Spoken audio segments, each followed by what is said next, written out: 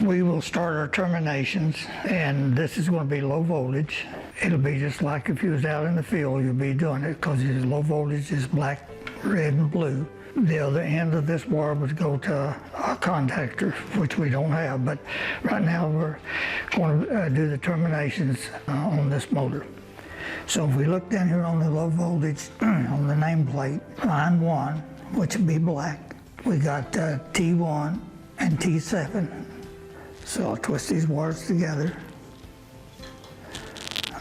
That's something you want to do, is twist them. You don't want to just stick them in there and then put the wire nut on. I know that's legal, but twist them. Next one will be L to line 2, and that would be red. And that would be windings 2, and windings, the other end of that is 8.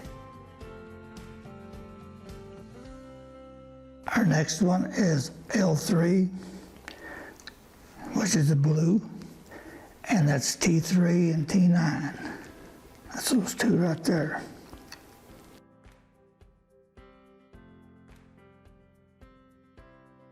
Now that's our line connection. We got 3 more leads, and if you look up at the top of the low voltage, and that should be 4, 5, and 6. Now, that should do the termination on the low voltage side.